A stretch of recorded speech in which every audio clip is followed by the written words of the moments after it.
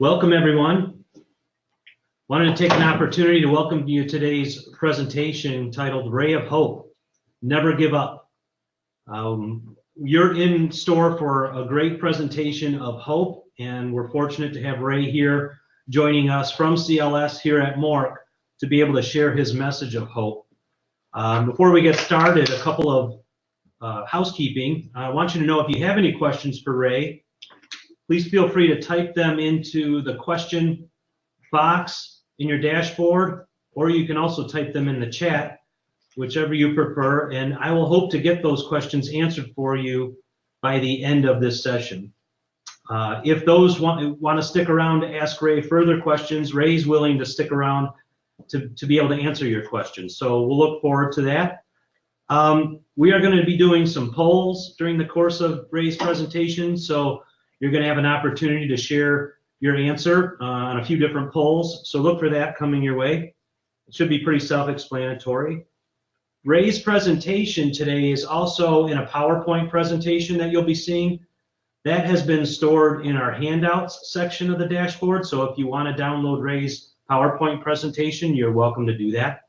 I do plan to send a subsequent email to everybody with a PDF version of Ray's PowerPoint presentation. So know that you can expect that. For those of you looking to get a certificate on this training, we are hoping to get those out to you within a week, and it'll be in your email inbox. Also, at the end of this session, once it closes, you'll be sent a survey in order for you to share with us your feelings about the presentation. And I'm asking if you wouldn't mind, it's 5 questions, relatively short survey. If you wouldn't mind sharing your thoughts, it helps us in our ability to convey a message that's applicable to the groups that are receiving it. So any comments are appreciated. Also, if anyone wants to reach out to Ray directly, we're going to offer that information at the end of this training also. So without much further ado, I want to provide a little introduction of Ray, who he's a community leader in Wayne County. Here in Michigan. He is committed to helping people share their stories in ways that teach us how communities are stronger when everyone's gifts are valued. Ray promotes person-centered planning and self-determination through the sharing of his story about his life when he lived in an institution, in foster care homes, and provider-run homes, compared to his life now that he self-directs on an individualized budget and is an active contributing member of his community. Ray's life story is the story of mental health and self-determination in Michigan. Please help me welcome Ray. Hi everyone, how are y'all doing? And hopefully my name is Ray Schuholz, and hopefully you can learn something from me today on the road of hope. Anyway, my life journeys through the history of the mental health. So.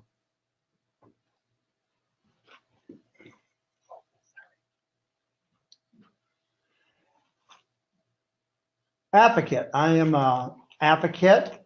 I'm also a community member. I was a public speaker and a peer mentor.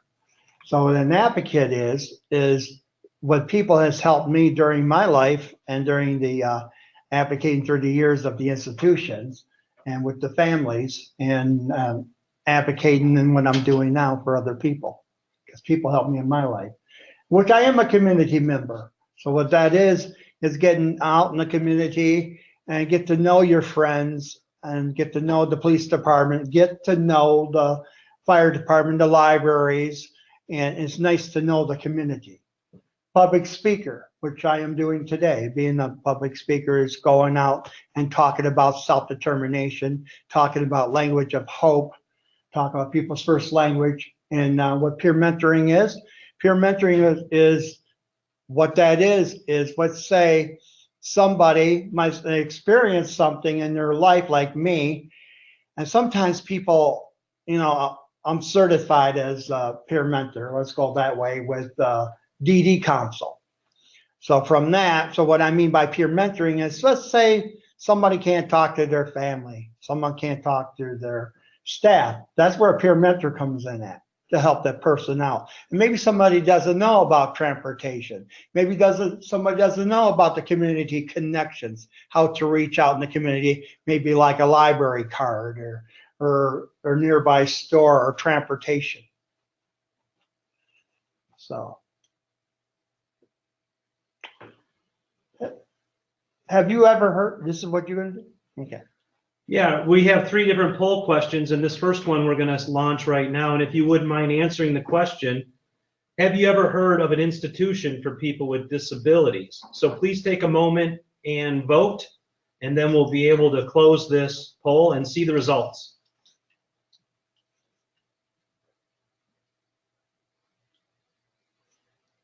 All right, we're at 80% have already voted, with a couple more coming in.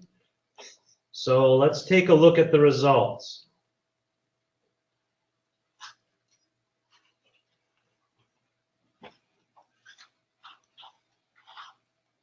100% say yes, Ray. All right, well then that's good then. That's a really good sign that of institutions that you heard about them. Okay, are you reading that? Okay. So you want me to elaborate on that? Sure. Okay, so that's good that you hear about institutions. You know, we want to make sure that everybody hears about the institutions. We don't want to see the institution repeat itself here. So, oh yeah, do you have another? Do you want the video played? Yeah, let's do the video. Okay. Yeah. So Ray has a few videos that he has prepared for us to view during the course of the presentation, and we'll start with our first clip now. Ray, do you want to introduce what people will be seeing right now? Yeah, well, what you're going to be seeing is inside of the institution, because sometimes people don't know what it's like, what a person's been through. So it's going to show some graphics, maybe. It's going to show people that are sitting on floors, no furniture. So I'll talk a little bit after the video there. Okay.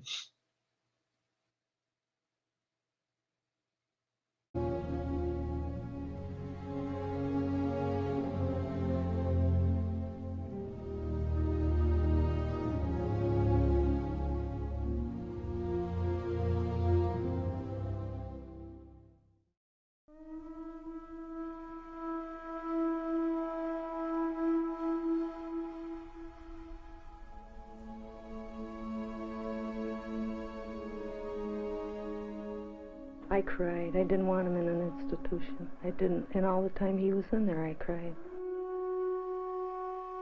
Parents were told many times to place their child better for their family, for their marriage, for them, even for their child. They placed them in a distant institution. The second floor, it was for babies and little kids, and they were in cribs. And I spent my whole day, every day, feeding children and teaching them to eat and trying to wean them off of feeding tubes. But they were institutionalized. In the beginning, we believed somehow that by having the specialty supports and services in those places, we could make them people better. So you had all the professionals who had all these initials after their name going to deal with people and make them better, and then they'd come out. Well, they never came out. So, I mean, it was just turned into a warehouse for people. It's hard for people to believe there used to be 30,000, 40,000 people from this state who were developmentally disabled or mentally ill, who were living in large state institutions. Some were as large as 3,000 to 4,000 people. There weren't enough of us to go around to be able to really meet their needs, and so positioning was always a challenge.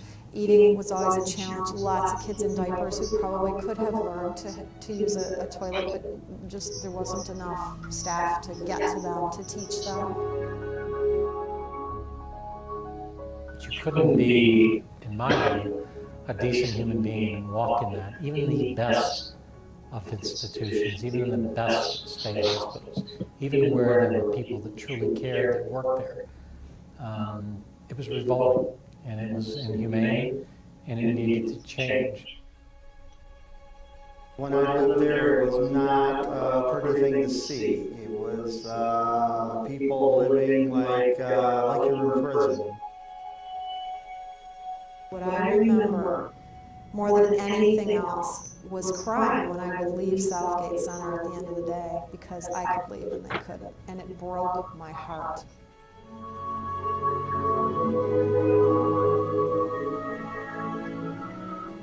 I'm not no institutionalized limit. I am a human being just like everybody else. We used to cry when he had to go through that door, Mac. It was just as if he was frightened. I've already seen him with markings on his body, and whenever I would try to find out what had happened, they would say, I don't know, Mrs. Day, I don't know, Mrs. Day. It didn't happen on our shift.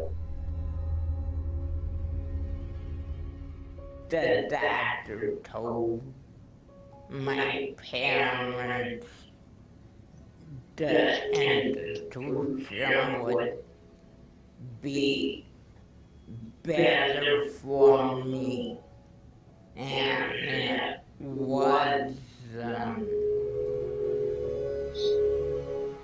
We were getting abused physically and mentally until somebody sued the state of Michigan to get us out of Plymouth. News reports of beatings, sexual abuse, and neglect at the Plymouth Center have been brought to light in recent months. Just this month, 50 crimes against retarded residents were verified by a state-appointed task force investigating the center. Revelation of the goings-on at Plymouth has resulted in many high-level resignations, attendance firings, and suspensions. But perhaps more far-reaching was the revelation by the Special Task Force that abuse will occur as long as there are large state institutions. The lawsuit against Plymouth Center really was the impetus for thousands and thousands of people moving into the community. Basic human rights. We must not lose these rights because of a mental or physical disability. We have the right to live in the community. Our purpose.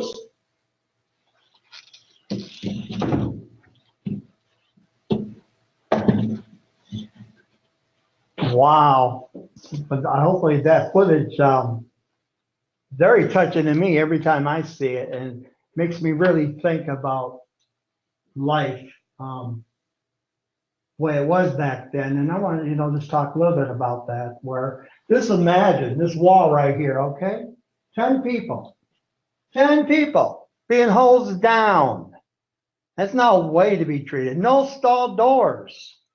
Just imagine being wrapped up like this, being thrown into a crib.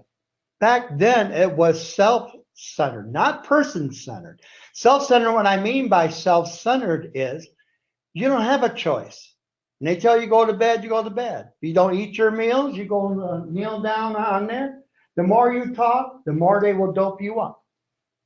There was good staff during the years, but we'll talk about that in a bit. And there's been some bad staff there. I mean, nobody, and these are babies. That's so sad. And from 1 year old, 2 years old, until my age, when I was about 5 or 6, living in a place like that. When I looked out that window, I had some very caring parents that came in there and saw that and said, oh, I can't have this go on in here. I want to try to help you. I had some very caring foster family that took me in their home for 2 week trial period, but it ended up to be where I didn't have to go back to the institution. I was very, very fortunate, but very caring, loving family that they believed in me and they pushed me. What I mean by push is because they believed me like their son. They treated me with respect. And now I understand why people were labeled back then in the neighborhoods. Well, we don't want these people in our neighborhood. The property is going to run down. I remember from the hearings when people were bomb threat, group homes being bombed. No, people have the right to live in a community like anybody else. So, was it safe? No, it wasn't safe at all. I had to dodge where other people have to dodge around where they wouldn't be hit. Staff was abusing people back then. It was supposed to have been a training institution, and it wasn't. Was it clean? No, it wasn't clean. Just imagine sitting on floors. That's not healthy. Not having a pair of shoes, having a sticker on your back saying you're the ward of the state. Oh no. I just imagine, I was just remember, I couldn't even hit the switch of the wall to turn the lights on or off. That's no way to live. That's not freedom. Were the individuals free? No, they weren't free there. There was no freedom. And the only time I got in freedom is when the foster family came here and took me out of there. And I said, please, I want to live a life. I want to be loved. I don't want to live back in that place again. So, and here's a question for you. Okay, we're going to ask you to look for another poll coming your way. And please answer the question as it appears. Did you get to pick out the current home you are living in? So please take an opportunity to vote or share with us your answer, and we'll share those results soon.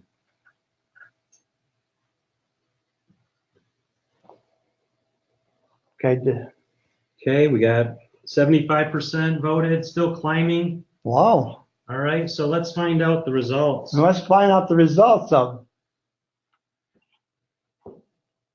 100% of those polled said yes, they did get to pick out their current home that they are currently living in. Well, they should be able to have that choice. Okay. What else do I?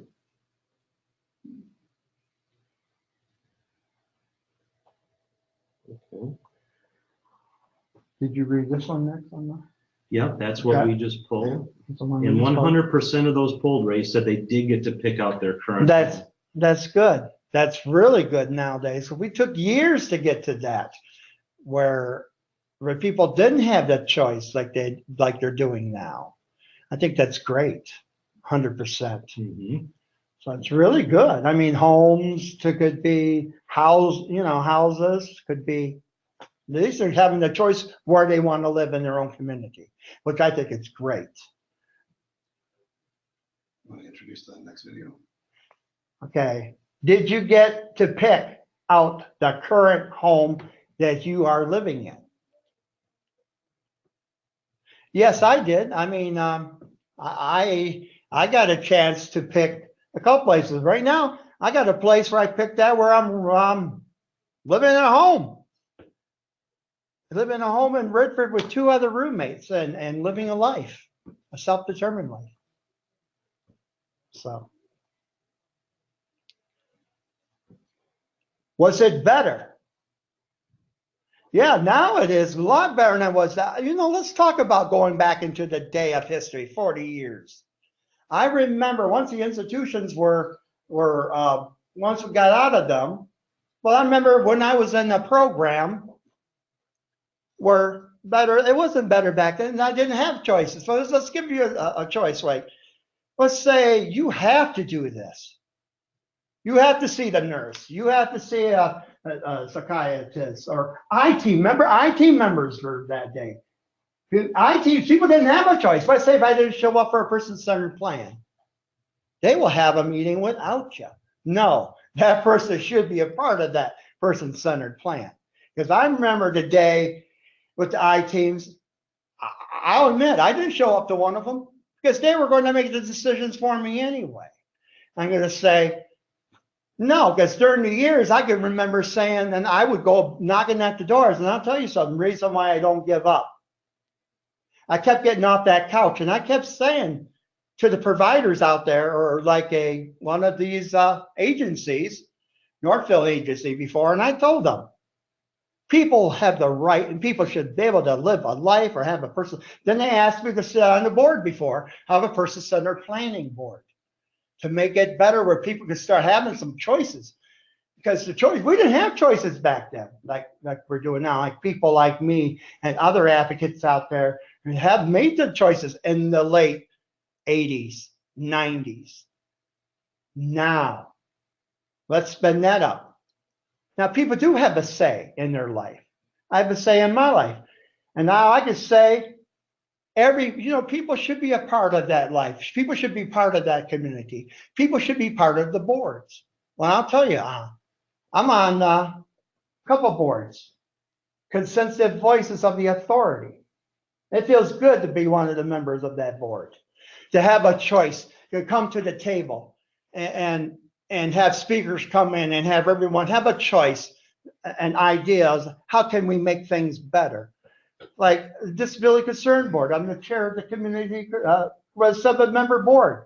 We have a police officer sits on our board, reaching out into the city of Westland. Make it, we're like a resource to help people. So that's what we do with our board on there. So who's got to pick where the people live? We do. Person centered. We have the choice where we want to live. If I choose to want to live in Detroit, I'll live in Detroit, for example.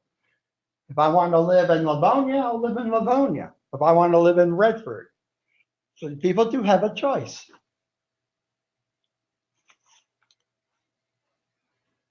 Okay. Do you feel like a part of your community? All right, we're going to launch this poll.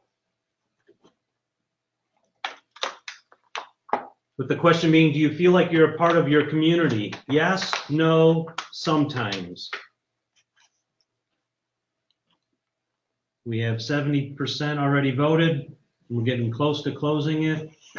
Let's see what our results are.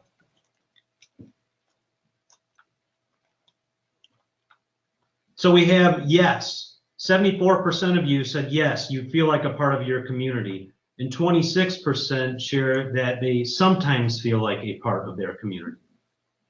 Okay, so you feel part of your community. Well, maybe talk to your providers or talk to your friends that maybe can help you to go out in the community. We also sometimes too, where peer mentoring does come in at, goes through a person-centered plan, addendum. And sometimes we've helped people to reach out in the community, like I'm doing with somebody, to get to know the community, for an example.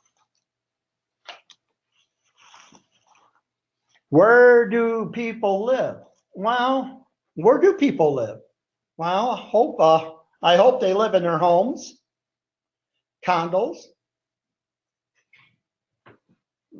Be a part of their community, living into a home.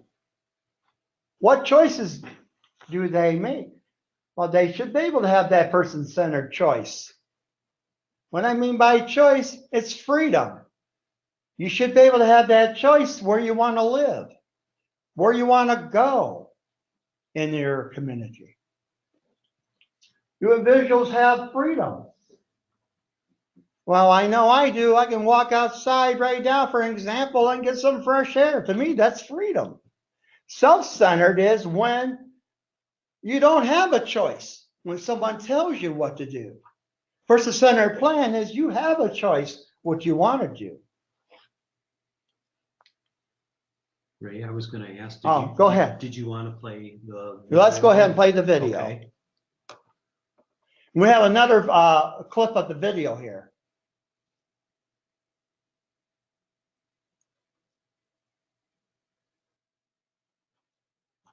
To them to live in their homes of their choice and with whom they want to live. My life today is what I want it to be. Live on my own, the way I plan to join middle school on. We were fortunate enough to learn about self-determination from those who had started very early on, and it was supported by a national grant. And we were able to participate in that grant.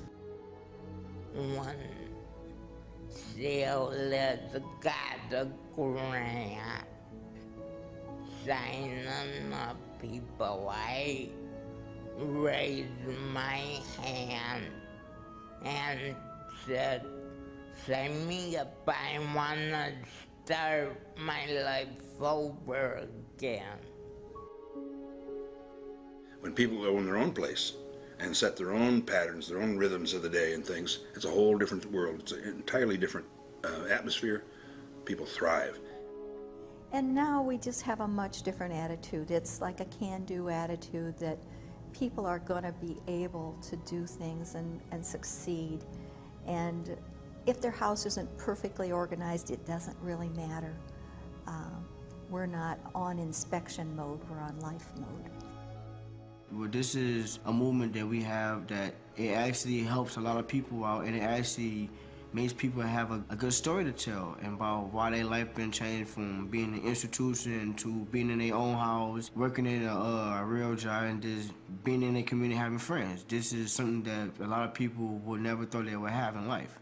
When I look at those certain determination, I take the first word, self, and look at you.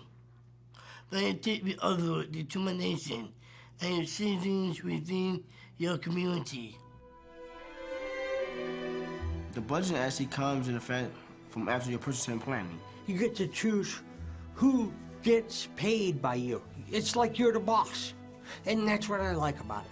Even though I don't feel I'm a boss, but I enjoy the fact that I can fire and hire someone if I need to. I always describe the job as helping him have a life. And, you know, we've had people who really do that. And so that's, to me, that's the big deal, is really owning the process of hiring and potentially firing people. Self-determination to me is freedom, responsibility, inclusion. It's a way of life. It's for people to just have that freedom, and you having a life that you always want to have, but you never could. And it gives you that power that you are in control of your own budget and your own everything. It basically lets you know that you have more of a say-so what goes on. And it gives you that freedom just to be more independently. They told me that because I'm in a wheelchair, I couldn't get married, but I fooled them and got married. And when I married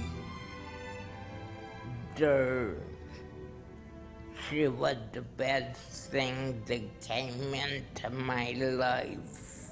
Everybody should have that ability to live a self-determined life. And I feel good by living that life now. And I recommend self-determinations for everyone.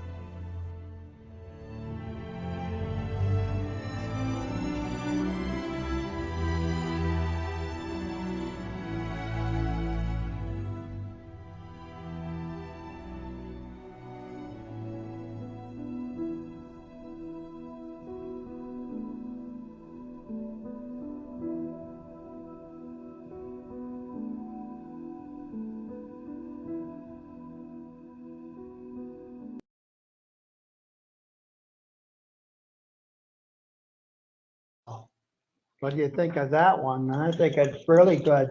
I remember the history with a friend of mine on there, you know. Ooh, did I move it back? Let's move it back here. Sorry about that, something. Where was I? Let me get you down back to where you were, Ray. I think it was right in here. Okay. Yeah. So that was a really good video. I mean, with a friend of mine who uses a wheelchair, said they couldn't get married. Well, I'll tell you about my friend. He made up his mind and he did get married, and I'm proud of him. I think he's been married at least 35, 40 years now. That's really awesome. And you do have a choice. You do have hope. You have to have hope. Don't give up. If someone says no to you and I'm getting married, you're going to say, yes, I still want to get married. You should have that choice. Wow. What choices do they make? Well, the choices that people should make It's like one of them being married. If you choose to sit on the board, everybody should be sitting, everyone should come to the table with different abilities to sit on the board like anybody else. Be part of that community. Do individuals have freedom? Yes, they do now. We took years where we are today, and we need to continue to educate that people do have the right of freedom of living a life. Like, for an example, keys. You know what it's keys for? My house, my car. That's freedom. I can drive myself in and around the communities, to board meetings. It feels good to have that freedom. It feels good when you have that self-esteem that, when you drive a vehicle. Someone told me one time, and I'm going to share this. I remember back then, someone told me, you're going to be a dishwasher. Well, I said, let me tell you. I said, my goal is being a speaker. And I had someone tell me one time, pat me on the shoulder, said, I didn't know you drive a car. Well, I should be able to drive a car just like you. I should be able to, there's risk in everything. There's a risk when you walk outside. There's a risk when you get in a vehicle. There's a risk when you're sitting down. So there are risks. Please, give the people the choice. We make mistakes, but we learn from our mistakes. And let's talk about public speaking. I've gone out, for an example, that picture right there, where I've gone out to providers out there. I have reached out to the fire department out there with the language of hope. And what that means is bringing positive language. So what I want to talk about is, when should a client be? Well, a client to me is when I'm with a lawyer. A consumer is not in my home. Consumer to me is when I'm shopping, buying pop or buying bread or buying groceries, or when I'm paying a bill at a consumer. That's what it means to me. A patient. I'm not a patient in the community. I'm a patient at a doctor's office, for an example. And look at me, about 20 years ago, I look back on that picture and I says, wow, you know what? That symbol always means to me, mental health does matter. Because you know why? Because if mental health can help me, it can help you. Because mental health, it does affect people. It does. And it's important that we keep advocating and saying mental health is very important out there, because we want to stay healthy. We want to keep us support, because mental health helped me in my life. I've had good supports. I've had people that love me. And that's why I'm out here today making a difference out here, helping people. Because someone told me yesterday, they said, Ray, I saw you. Keep up the good work that you're doing, because you are getting a hope message out there to the people. Well, that is my goal. And I can remember back 40 years ago. Wow. I get to sit back and remember. Where are the advocates now? I'm the longest one, and I'm still out there making the difference out there. And this is my life. This is what I do to help people, because people have helped me. And my life today. Well, for an example, I got certified. Me and a co-worker, Andre, got certified. 2 first ones in Michigan as peer mentors. I think that's great. The next picture, that guy in my life didn't look at me as a label. He looked at me as Ray. He was a peer in my life. He advocated for me during the years when I worked at Myers, when I was pushing carts, when I was bagging groceries. I remember a time when people were calling me and bullying me, employees back then. He stood up for me. Now I stand up too, and I don't take that. No one should be bullied, no matter any work. And I have during the years. Now I'm advocating about it. Everyone has the right to be treated with dignity and respect at work. This gentleman here, this passed in August. He is a dear friend of mine, and I love him today, and I hope he's watching down over me, because he's a true friend. A friend, and you always want to tell your friends, because you don't know what's going to bring you tomorrow. hope. And tell someone you made their day, that you appreciate them. My co-worker there, Andre, and I are like a team.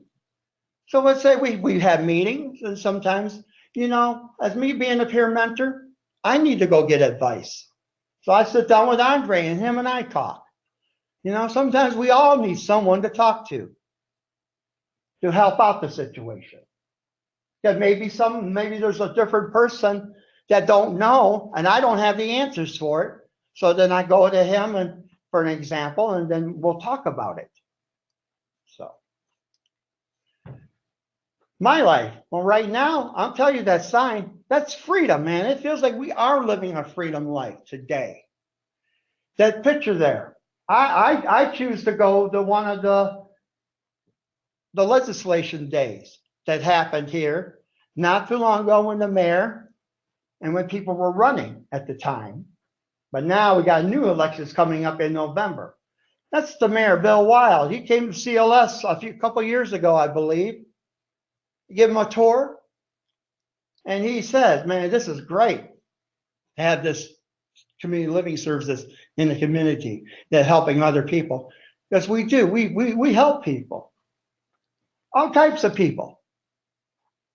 We all have different abilities. Look at me what I can do. Don't look at me what I cannot do. That gentleman right there is the police officer, Westland police officer. They're good leaderships now. As a matter of fact, they did a special needs. They involved me and our group, our disability concern group, to talk to us about special needs. Let's say someone with autism or autistic are afraid of police officers, are afraid of sirens, are afraid of.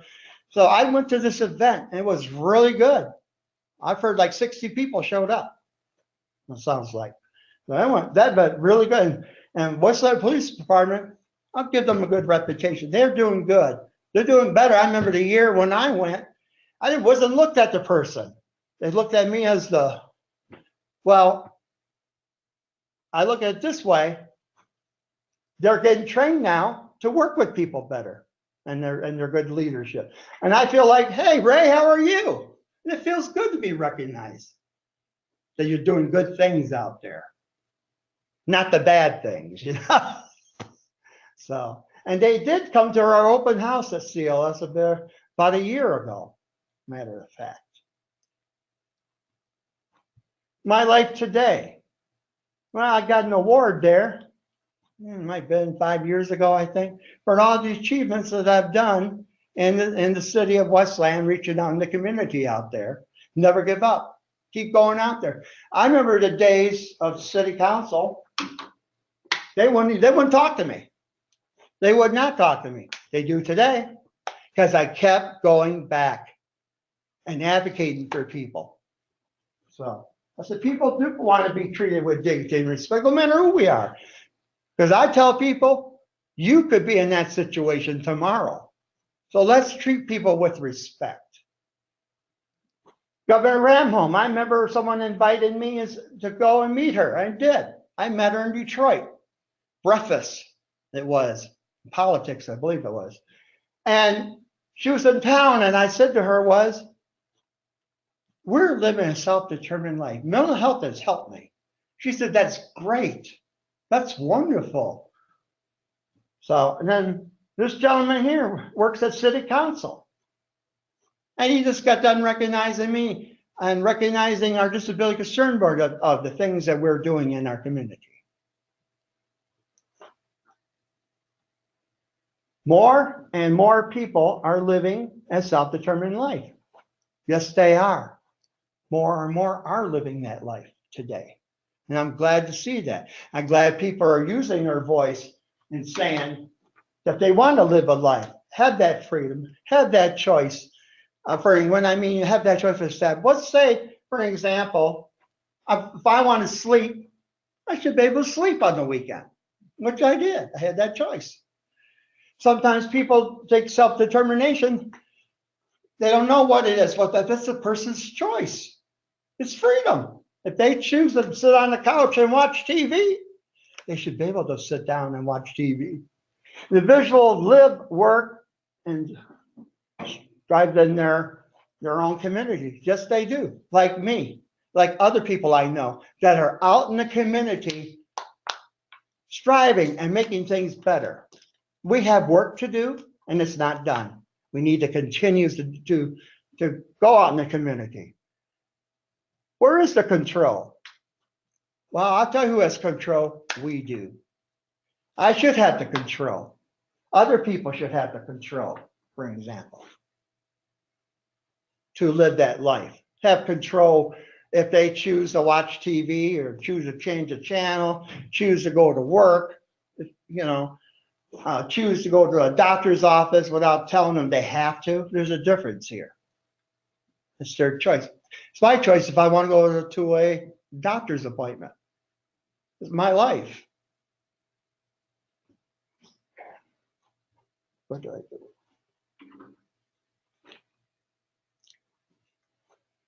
If we don't remember our history, well, if we don't remember our history, then it won't be good. I don't want to see it repeat itself again like that. It's important to have the history like this so it doesn't repeat itself again, to learn about the history. For an example, I forgot to add, I also do an assistance program with the youth assistance program. So what that is, when kids break the law or their grades go down in school, they're given a second chance. The second chance is when they can learn something from the speakers that some of them were in jail. Me, no. I was from an institution, but I talk about my positive life and open up a lot of eyes with kids from 11 years old and up. So that is a good message to tell them that I don't want to see them going that route. I want to see them to graduate and be out in the community working with their dreams. Questions? So now if people on the webinar, if you have questions that you'd like to ask for Ray, we'll ask you to type them in to either the question box or the chat box there, and then we'll try to get to those questions as efficiently as we can. I do have a couple of messages that, or questions I should say, I'm sorry, that are going to be, if someone is feeling like they don't have hope, what advice would you give to them, Ray?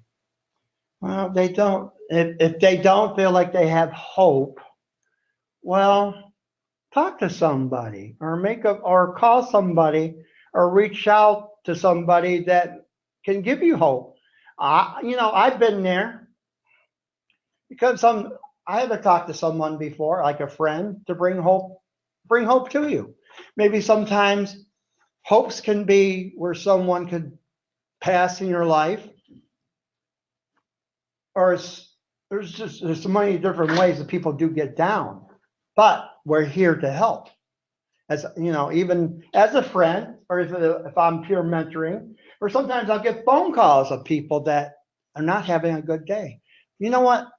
I want to share a story. Like, I trained at one of the raft cliffs before training, and one staff came up to me and she said, you know, your message has really helped my day, Ray.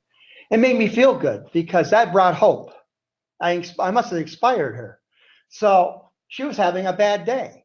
But sometimes when you hear someone's story, you make that person's day. And hopefully that'll help you of hope that I can bring. It's a question for you. Thank you, Ray. When you are met with someone in the community that does not use person first language, how do you respond? How do I respond? And I say it in a nice way. For an example, well, the days of the 60 language, and now we're using the new language now. People want to be looked upon a person, not as a label, not as a client, for example, or consumer. This comes from, what was the most important thing that helped you overcome your experience growing up in the institution? What has helped me? I'll tell you what has helped me is seeing people out in the community. If they can do it, I can do it. And my friends in my life helped me along the way. Like I had staffing before, supports. We all need someone to fall back on. And I still do. I mean, just people I talk to. Never say never, because talk to somebody. It'll help you. It's helped me. Thank you, Ray. From Marcia, we have, do you think self-determination is for everyone? Give examples of how you self-direct your budget. Okay, for an example. Yeah, self-determination is for everyone. If a person, for example, can't hear, they still can live a self-determined life. If a person's having a hard time with a walker getting to the home, they can still live a life. Self-direct budgets with a fiscal mediator, for example, is there's a full budget and there's a partial budget. A partial budget is when it's staffing. That means I handle my own bills, pay for my car payment, for example, pay my rent, like that. Okay. Those who don't feel a part of the community, what first steps should the person take? So people who aren't feeling a part of their community, what advice would you give them as far as first steps, right? First steps of the community is give it a try. See if someone is going out in the community. Maybe you want to take a ride with them or something, or her. Maybe you want to go to the library, try it out. Maybe you want to go to a movie. Have coffee. Ray, you're a voice for so many. What advice for someone who cannot tell someone else what they want or what they desire? What advice do you have for someone who isn't verbally able to tell someone what it is they want for their life? To be there for them. Sometimes people can write things down for you and communicate what their needs are, what they want. I see that happen. People can live a life like that. Recently, Ray, you said someone had shared with you that it was because of you that they now have hope.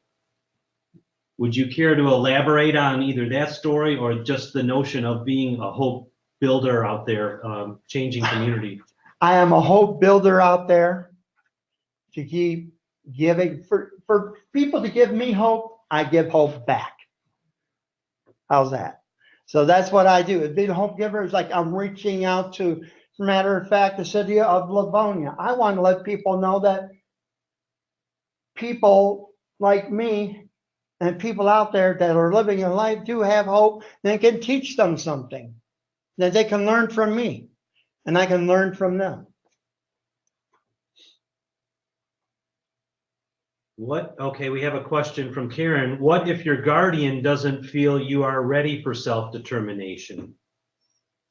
Wow, with a guardian, then either that or tell the guardian how you feel. If you feel that if you want to live that life, you should be able to tell them, yes, I want to live that life like anybody else. Have that. They should have that choice. And let me say something. There's a risk in everything. Make a risk. Sometimes you learn from that mistake. And tell the guardian, you got a life like anybody else. Well, I think that's all the questions. Any questions from inside our studio audience here? No? All right. I don't see any other questions coming in, Ray, so I want to take this opportunity to thank you for sharing your message with so many who've been able to attend this webinar today. And as you can tell, I feel suddenly I'm not doing enough when I hear your story, Ray, and all the people that you're touching in the community. It's very inspiring. So I want you to know that your message today was heard loud and clear by, I think, a lot of people, and you say it very plainly, and it's just a message that we all really can appreciate and hear, and we should be hearing and doing and acting upon. Well, at first, and I want to elaborate off that conversation. To be an advocate, you got to advocate for yourself. Like, there's times that I had to advocate for myself, for an example. Something came up, like I had to go take care of Bill. Because no one else is going to take care of it for me, so I had to advocate for that bill and take care of it. So. We have a comment coming all the way from Oklahoma. Our friend Lori out there says, thank you so much, Ray, with an exclamation mark. I wanted to take a moment just to thank Ray, and then also, if after this presentation you don't mind completing the survey that's going to be sent into your email inbox, that would be greatly appreciated. We're also going to send the PowerPoint to you so that if you wanted to reach out to Ray directly with either, you know, an inquiry about his presentation coming your way, if anyone has interest in that, or if you have a question for Ray. He's a great advocate and a great source of information, and so look for that survey. The certificates should come probably early part of next week, maybe sooner, but we should be able to have those to your email inbox. And thank you for participating today. We have another webinar coming up in November, and we're going to be talking about a panel of gentle teaching, culture of gentleness experts to talk about answering some questions that are sometimes difficult for us to answer for those trying to help others who are struggling. So if you're able to attend that, we encourage you to do that. And thank you for spending some time with us today. And thank you again, Ray. I want to say thank you, everybody. Hopefully you learned something from me today. Thank you. Big thank you from Renee, and way to go from Kimberly. Ooh. Many thank yous coming in, Ray. Cool. I hope I brightened their